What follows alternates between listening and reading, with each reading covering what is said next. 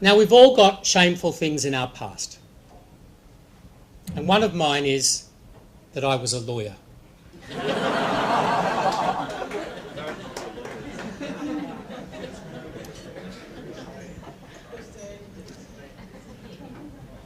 In fact, I loved the law. My big city firm donated me for some weeks to the legal aid office in King's Cross, where I helped some disadvantaged people, often with mental health or drug issues. But it was a big clash of cultures with the firm's international corporate finance section, to which I was attached. We were the big boys. Even the girls were the big boys, working for even bigger boys. And we billed out our time at fabulous rates in 5-minute blocks. I enjoyed the intellectual puzzles, the self-confidence and energy, and the occasional sense that you're actually getting justice for someone. Even lawyers puzzle about the meaning of life, the great mysteries, professionally, if not theologically. Then one night, we worked through the night on a big corporate contract. The others on my team were really pumped the next morning when we'd done it just in the nick of time and were rewarded by being given the rest of the morning off. I remember thinking, hold on, what if you had a family or a prayer life or any other life? This profession demands your soul, all of it, ontologically, as it were. So it seemed to me. But my soul was already promised to someone else, back on the 3rd of April, 1960.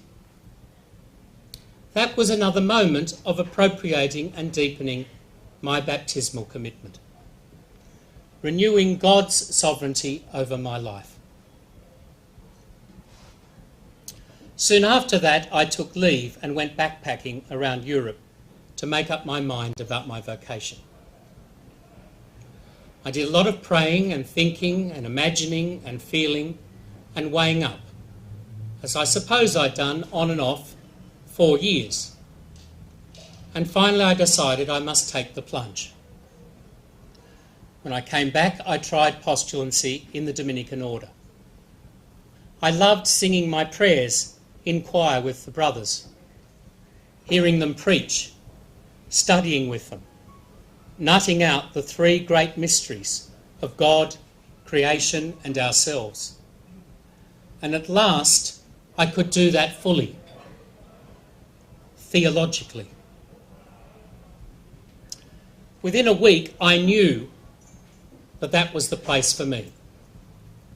It took the order a little longer, 6 years in fact, to be sure about me.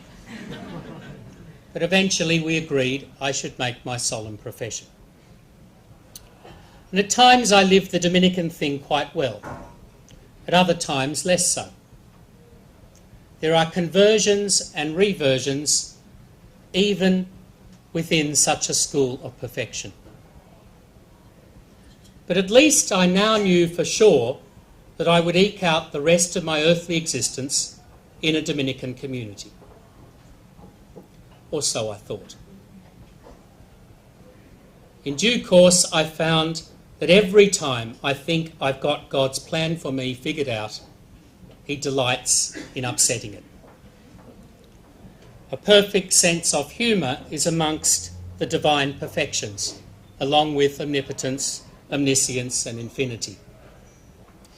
He is, as they say, a God of surprises.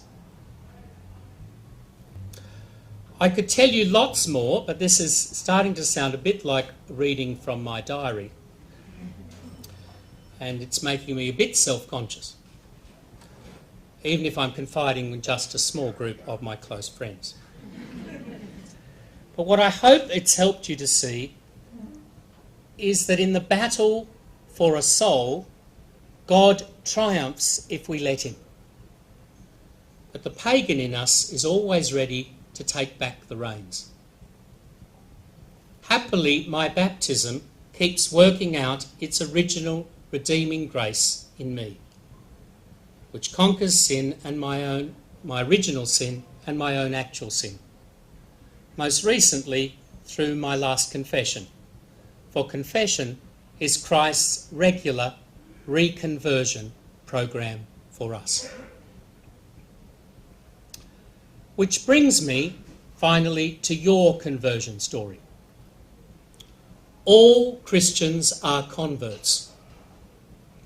No one is born Catholic.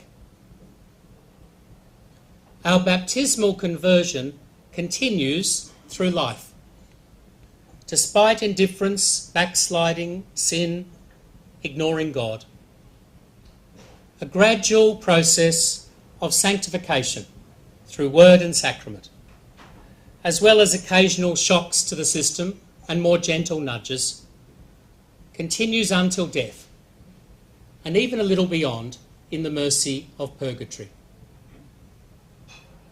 Don't ever imagine that you or someone you know is beyond making the U-turn back to God, the God for whom we were made. Every day can be a conversion day for us, which is why we examine our consciences and resolve to be better.